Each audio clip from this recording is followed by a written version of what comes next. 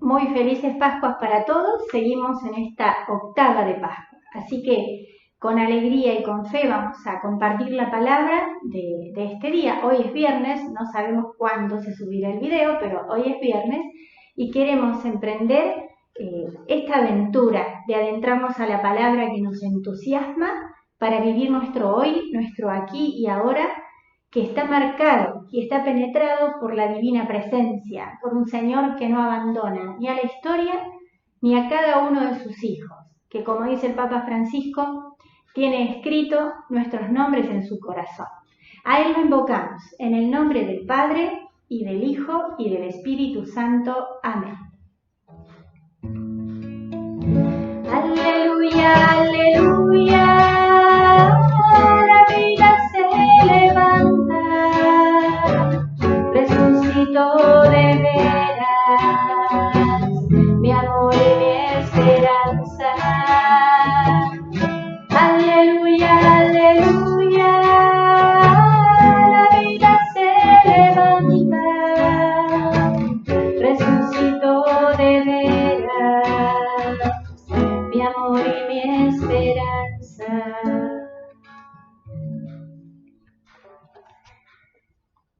Vamos a proclamar entonces, ojalá cada uno tuviese su palabra, su Biblia, su propia traducción, para proclamar este Evangelio de Juan del capítulo 21, del 1 al 14.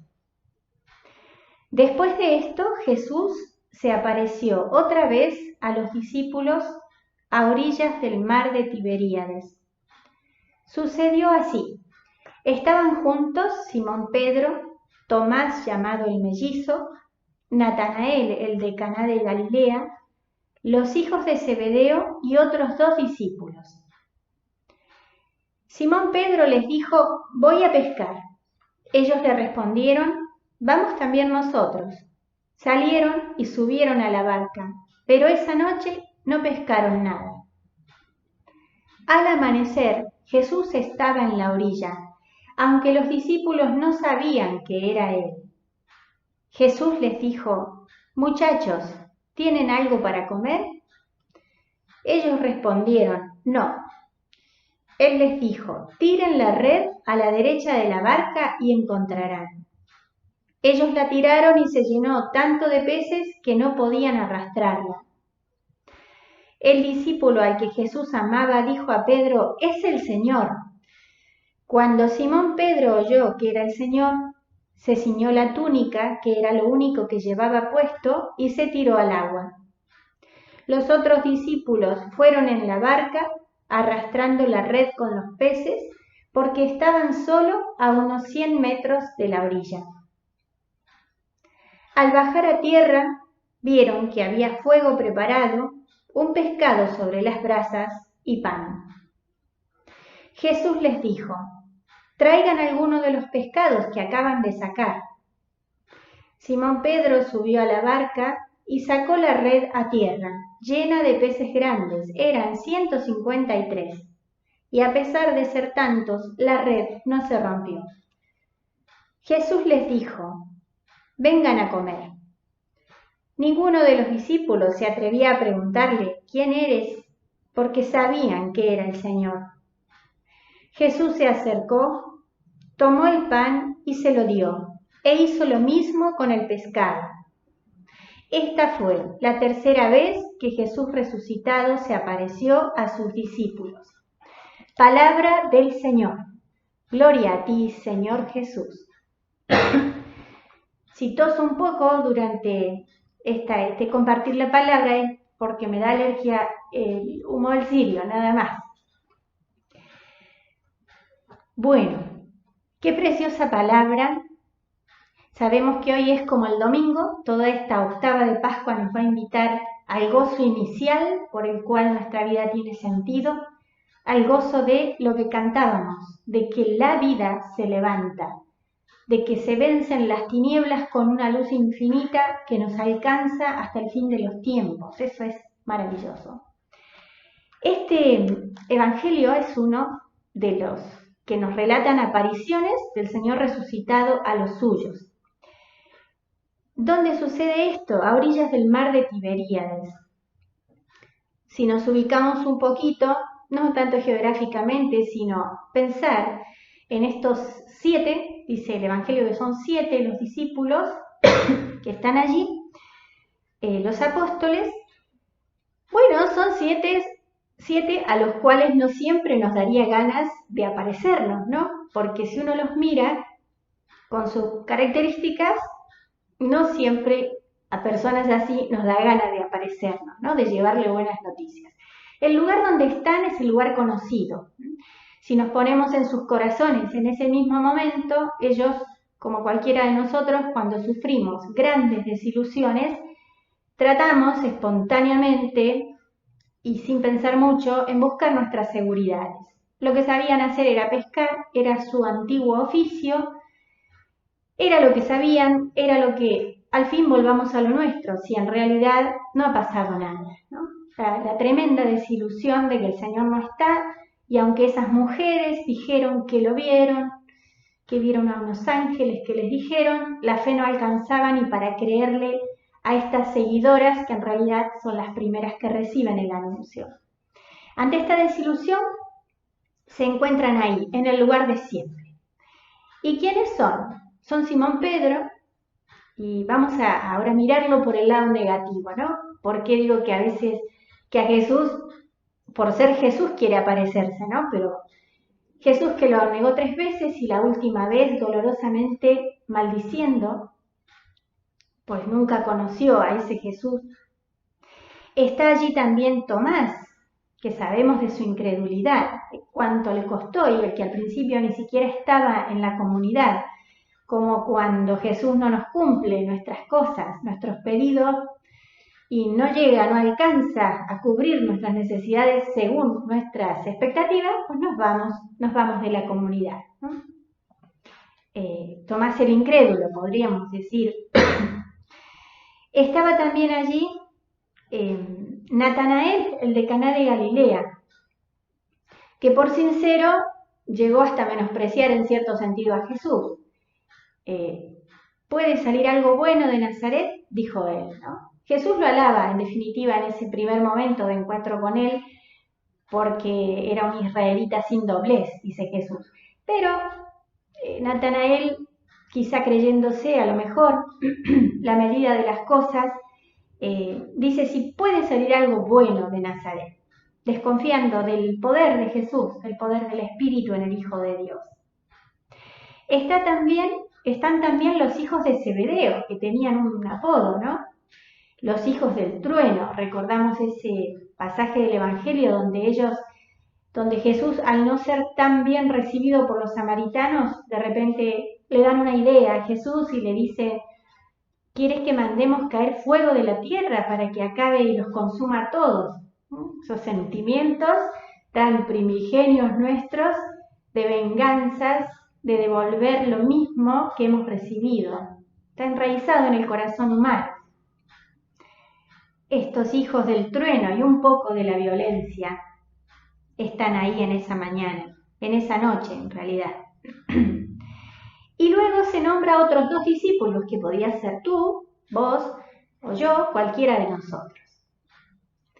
Decía, no da ganas de presentarse de nuevo ante estas personas con estas características. Sin embargo, y lo precioso es que Jesús los mira a ellos, con su nombre, su historia, con ese camino interior que solo Dios conoce, ve y valora y ama entrañablemente de ellos y de cada uno de nosotros. Dios no ve al Pedro negador, al Pedro que maldice, al Pedro cobarde en esa noche junto al fuego, en la noche de la traición y del huerto. Dios ve a Pedro. Dios quizá de lo primero que se acuerda de él es de que una vez lo ha confesado como hijo de Dios. Jesús lo que ve es a un Pedro que lo invita a su casa y a su barca, a un Pedro que a sus pies dice: aléjate de mí, soy un pecador. Quizá de eso es de lo que más se acuerda, como de cada uno de nosotros. Dios tiene ganas de de mostrarse a nosotros, de aparecérsenos resucitado en cada instante de nuestra vida, porque nunca nos está mirando por nuestro lado oscuro, sino integralmente, y siempre nos está invitando. Dios es la vida que no se echa atrás. Eso es maravilloso y tiene que ser motivo y fuente de esperanza, sobre todo en estos tiempos. Bueno, pues se aparece a ellos, a estos 7. Ellos están ahí, volviendo a lo de siempre, y Pedro dice, voy a pescar. Era un poco el jefe en ese momento. Los demás dicen, vamos también nosotros. Lo cierto es que esa noche no pescaron nada. Y esto no suena al primer llamado, aquí el Evangelio de Lucas 5. No pescamos nada, ¿no? Y Jesús tira la red aquí, tira la red. Bueno, no pescamos nada, pero si tú lo dices en aquel momento, ¿no? En el Evangelio de Lucas, el primer encuentro de Jesús con Pedro. Lo cierto es que cuando nosotros volvemos a nuestras seguridades sin Dios, a nuestros planes y rutinas sin Él, generalmente es la experiencia, si nos animamos a decirla, ¿no? La experiencia de quedarnos pues sin nada, ¿no? Con ese vacío interior, con esa insatisfacción de que hemos hecho quizá muchas cosas, pero como que no están habitadas por Él ni por el amor, y no nos entusiasma la vida, en definitiva. Esto es, se subieron a la barca y esa noche no pescaron nada. Al amanecer, Jesús estaba en la orilla, aunque los discípulos no sabían que era Él. Una característica, dos cositas que quisiera decir. Al amanecer, leyendo y buscando, parece que el amanecer es ese horario, ese momento del día en que Dios se manifiesta extraordinariamente. Al amanecer estaba María Magdalena junto al sepulcro y se aparece el mismo Jesús resucitado. En el Antiguo Testamento, al amanecer, se aparece esa nube que acompaña al pueblo, ¿no? Que también es columna de fuego y que es nube que los cubre y los acompaña y los guía al amanecer. Dios como si prefiriera un poco el amanecer para despuntar, ser el primero en nuestras vidas que nos llena de alegría y de esperanza. Estas no son palabras, esto sucede a través del don de la fe y de la cercanía nuestra. Hoy cuando encendía el cirio pascual, pensar que lo que nosotros hacemos es encender el cirio el cirio es el signo de Cristo resucitado. Sin embargo, el Señor nos pide, enciende el cirio, pon de tu parte, enciende el cirio. Bueno, volviendo aquí, los discípulos no sabían que era Él. Bueno, lo vemos en cada una de las apariciones de Jesús, no lo distinguen en primera instancia. Quizá como nosotros, ¿no? No siempre tenemos la experiencia constante de ver a Jesús resucitado. De en cada situación difícil que nos encontramos decimos, es Jesús. No siempre, no de primeras, no espontáneamente, no naturalmente. Nos tiene que preceder el don de la fe y la búsqueda incesante y apasionada del Dios de la vida en nosotros y en la realidad y en los hermanos, por supuesto. No lo reconocen. Y tampoco son los que toman la iniciativa de la palabra, de hecho la toma Jesús. Si nos ponemos nuevamente en el corazón de estos discípulos, de estos apóstoles, no deja de ser un corazón herido después de la Pascua, un corazón que aún no ha resucitado. No creen que esté vivo y eso trae mucha decepción y desazón al corazón. Entonces la palabra cansa, ¿no? Cuando no hay que decir ni un entusiasmo que proclamar, la propia palabra cansa.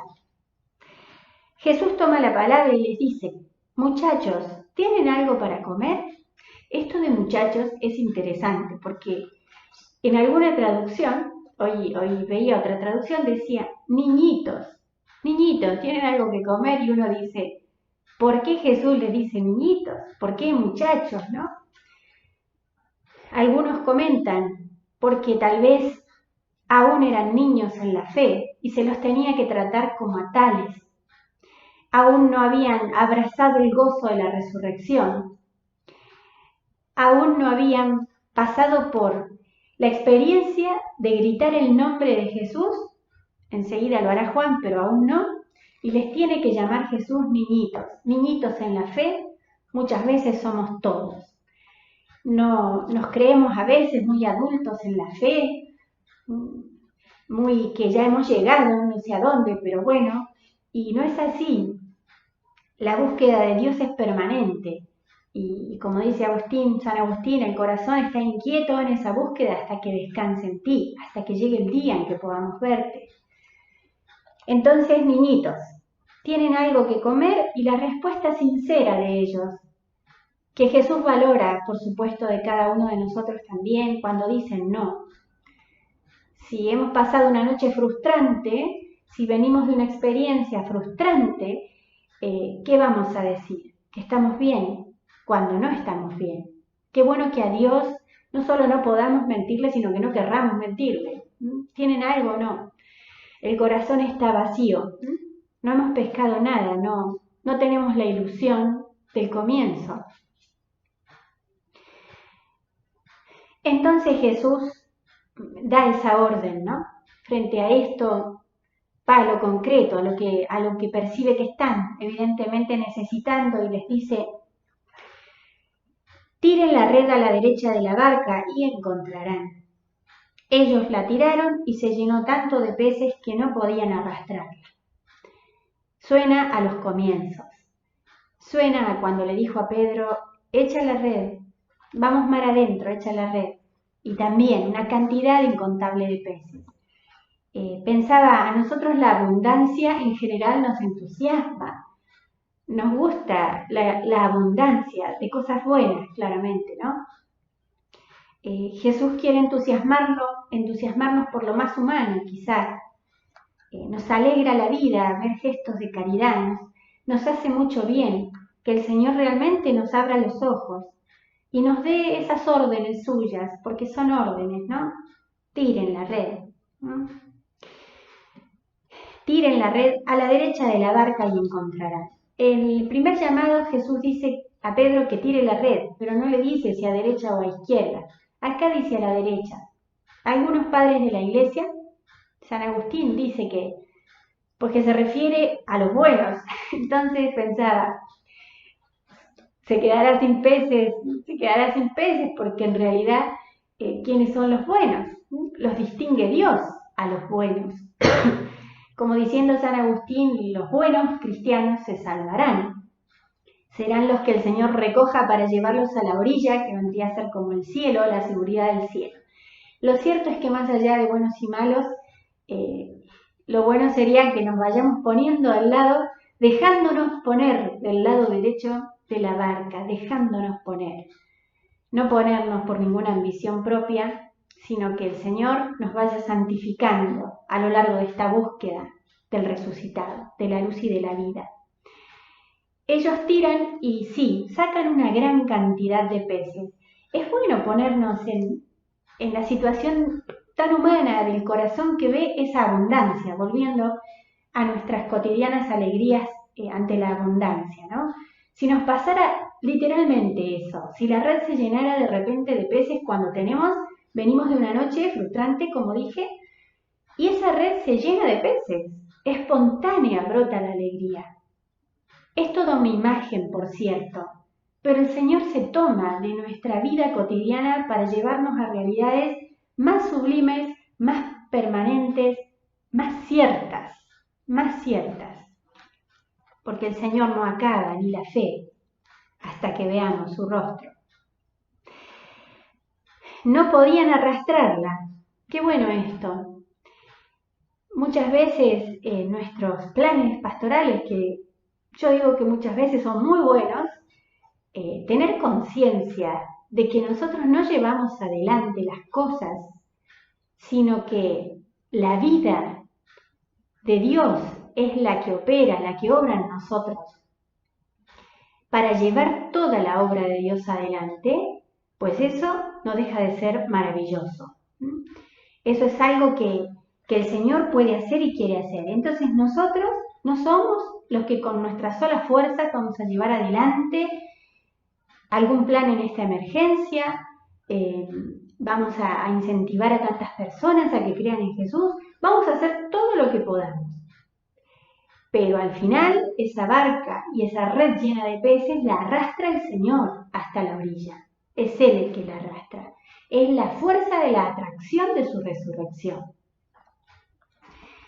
Bueno, un segundo que voy a conectar bien esta computadora, pues se me está quedando sin batería. Un minutito.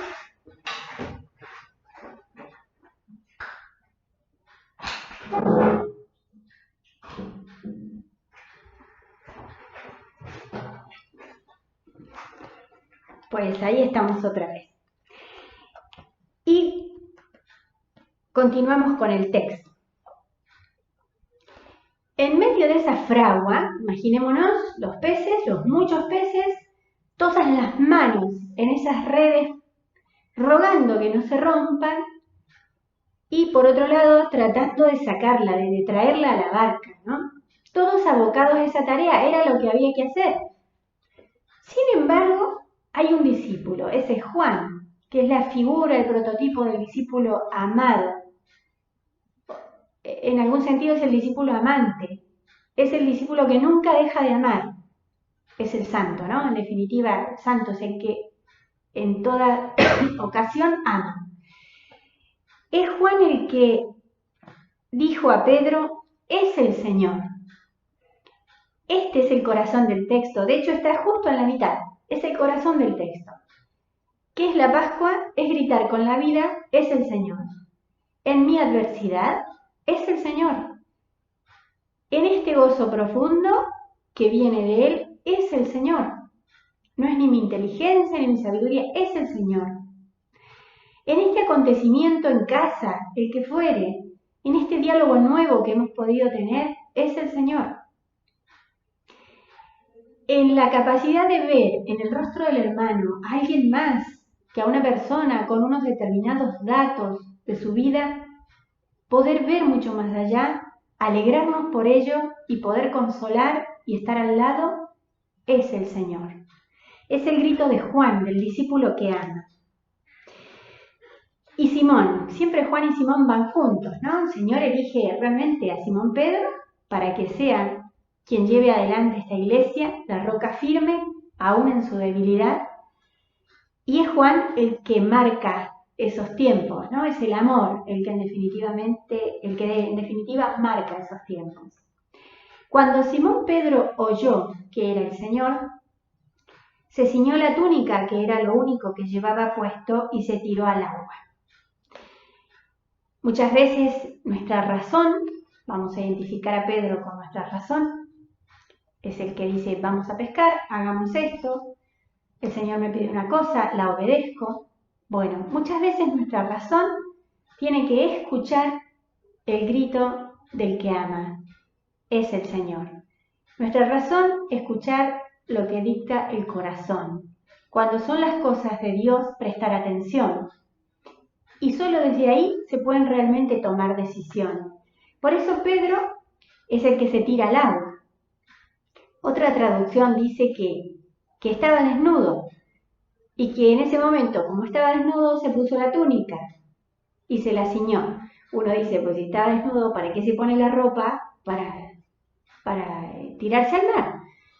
Y leyendo, parece que es una imagen de su necesidad de ser purificado.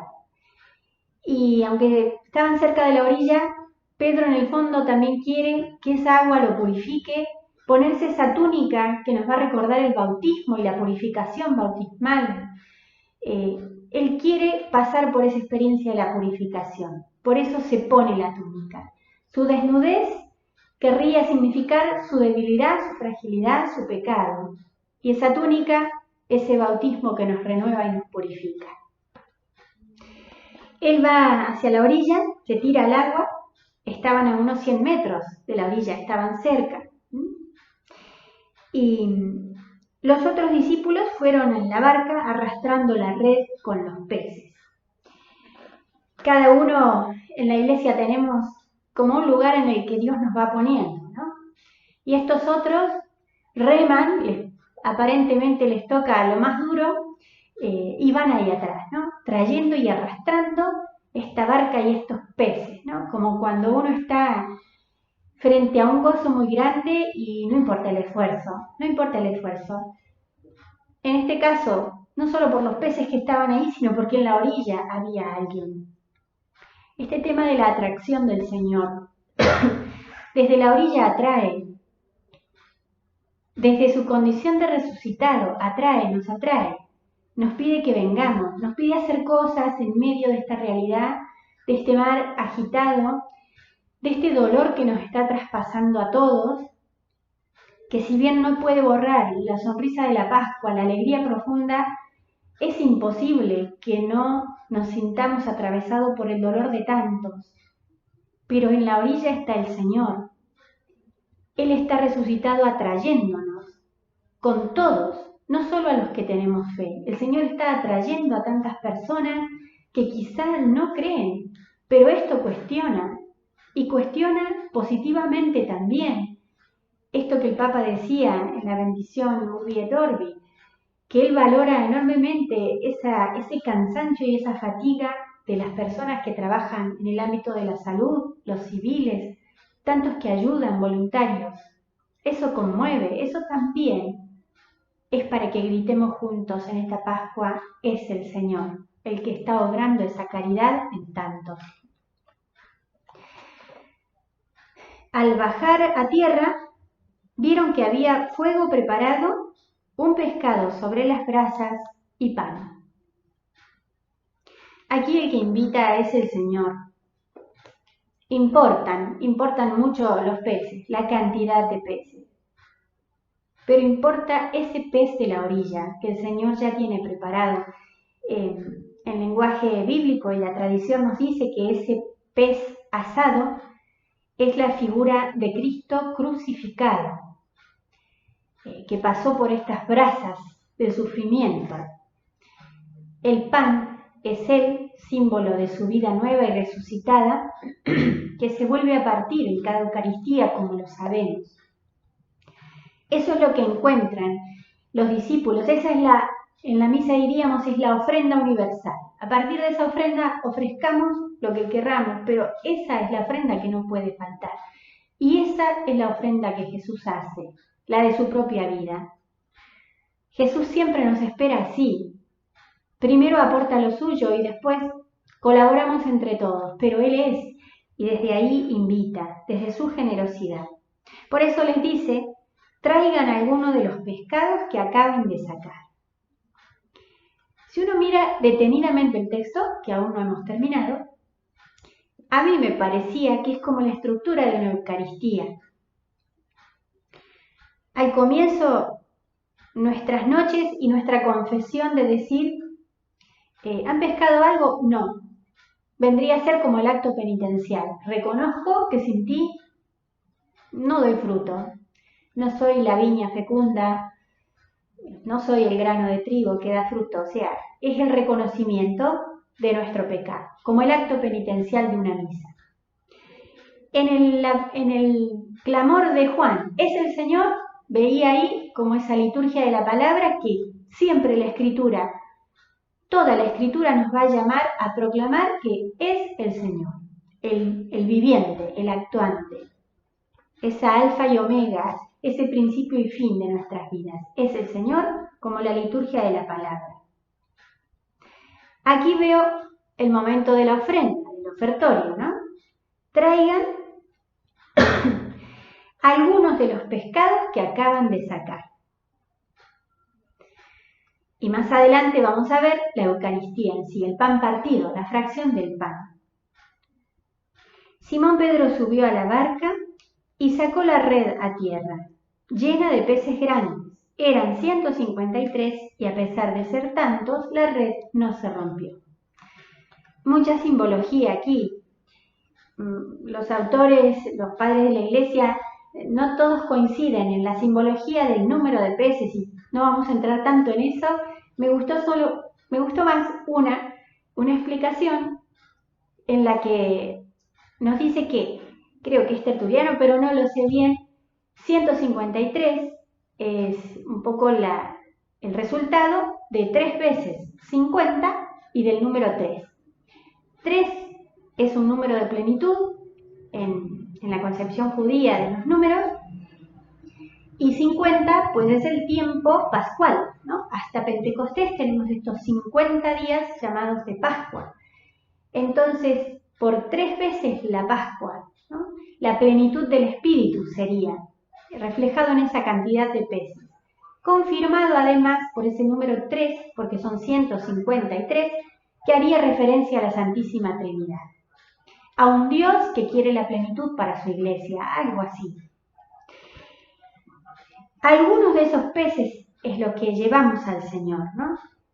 Para que esa cena pueda ser, para que todos podamos alimentarnos.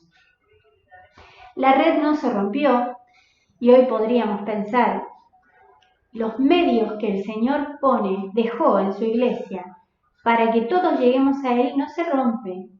No se han roto los sacramentos en este tiempo de cuarentena y de pandemia, no se han roto los sacramentos. Hemos podido comulgar algunas comunidades religiosas privilegiadas por tener la Eucaristía en casa, por tener al Señor en el sagrario. Pero ha habido comuniones virtuales en el sentido de espirituales. Mucha gente ha podido y puede hasta ahora enriquecerse a través de estos medios. No se ha roto la red de la oración. No se ha roto, a pesar de ser tanta la necesidad. Justamente se ha hecho más fuerte. No se ha roto en este tiempo de pandemia, mucho menos la red de la caridad, la red de la fraternidad y de la solidaridad. No se ha roto. Nosotros tenemos estas certezas que la realidad nos confirma. Es importante que lo tengamos muy en cuenta, porque el pesimismo abunda y porque tenemos que tener una palabra profética que decir al mundo cuando esto suceda. Nuestra profecía es siempre de vida y de esperanza, siempre, desde que el Señor se ha manifestado como el Señor. Ninguno de los discípulos, la red no se rompió y Jesús invita, vengan a comer, momento eucarístico, vengan a comer. Ha llegado la hora de alimentarse de la fe que les falta, la hora de alimentarse de la comunidad, porque ahora son 7, pero eso ya da un indicio de que por más que sea la plenitud, nos deja entrever que la comunidad sin Jesús se deshace, se desarma y se dispersa, que sería un gran triunfo del enemigo, que así fuera, ¿no? Diablo significa eso, diabolein, griego, el que divide, el que separa, el que logra dividir lo que está llamado a ser uno, como Jesús rezó en la última cena. Entonces, el vengan a comer tiene muchísimo sentido. Es lo que el Señor nos dice en cada Eucaristía, pero es eso. Vengan, que los quiero reunir. Vengan, que los he llamado a ser uno. Vengan, para ser uno, para que el mundo crea. Bueno, el vengan a comer es mucho más, así que cada uno lo va meditando. Ninguno de los discípulos se atrevía a preguntarle, ¿quién eres? Porque sabían que era el Señor. Nos pasa mucho. Nosotros no nos atrevemos muchas veces, con un santo temor de Dios, a acercarnos a veces a Dios y a reconocer tantas cosas. Nosotros sabemos que es el Señor, pero también sabemos cuántas veces y cómo le hemos fallado. Así como en la barca nadie decía nada hasta que Jesús dice, muchachos, ¿han pescado algo? Ahora otra vez, nadie se anima a preguntarle a él nada, ni a preguntarle, ¿eres tú? Sabían que era él. Entonces Jesús vuelve a tomar la palabra. Jesús se acercó, tomó el pan y se lo dio, e hizo lo mismo con el pescado. Dije que vuelve a tomar la palabra y en realidad no es la palabra, son los gestos. Hay veces que Jesús nos habla con su palabra y hay veces que Jesús hace cosas, directamente hace cosas. Tiene gestos a través de las personas. De hecho, los sacramentos son los grandes gestos y signos del Señor. Pero además las personas, nuestros hermanos. es imposible no compadecerse, ¿no? De tantos que están buscando a tientas la vida y aún no la hallan, pero que a través de nuestros ojos, de nuestra palabra, de nuestra actitud, de nuestro rostro, puedan ver algo de Dios. Eso es maravilloso. Esos son los gestos con los que podemos invitar a otros a comer, a sentarnos a la misma mesa, a sentirnos uno, a que la red de la caridad y de la oración no se rompa, a descubrir que la vida tiene sentido. El texto termina diciendo que esta fue la tercera vez que Jesús resucitado se apareció a sus discípulos. La tercera vez, la tercera de muchas. Vamos a pedirle al Señor que en esta Pascua nos abra los ojos, nos descubra la vida, sea Él realmente como el cirio que tenemos aquí, el que va rompiendo, dice la oración de cuando se enciende el cirio en la noche de Pascua, va rompiendo las tinieblas. El Señor las ha roto, resucitando de entre los muertos. Pidamos por todos los que están sufriendo, pidamos aún por los que tenemos fe, porque siempre es un don y una búsqueda para que sepamos compartirla y mucho más en estos tiempos. Pidamos por todos los que están dando real y literalmente su vida y pidámosle a nuestra Madre, Ana María. Ella no vivió esta pandemia, vivió tantísimas otras circunstancias dolorosas, difíciles, donde mantuvo siempre la fe y la esperanza. Quizá hoy junto con Jesús la Madre nos dice, vengan a comer, vengan y acá está mi vida, mi ejemplo. Mi ejemplo ante una comunidad dispersa que traté de reunir, mi ejemplo en Baldora, donde las fuerzas se nos desgastaban, pero sobre todo la vida iba triunfando, cada vez que acogíamos a soldados de ambos bandos. La Madre Janet nos dice, vengan a comer. Aquí está el ejemplo de mi vida también, para ser aprendido, para ser asimilado en ese momento oscuro y de crisis de muchos años de la Madre, de no ser protagonista de nada, aunque nunca lo buscó. Vengan ustedes a comer, dirá la Madre, y aprender también de su vida, que al morir lo único que quiere es hacerlo por amor a Cristo Jesús, que por ella murió en la cruz. Pidámosle al Señor, que ha muerto y sobre todo que está vivo para siempre, que nos alcance esta gracia de iluminar al mundo con nuestra fe. Y la bendición de Dios Padre Todopoderoso, Él que es amor, se quede con nosotros, del Padre, del Hijo y del Espíritu Santo. Amén. Y nuevamente, felices Pascuas.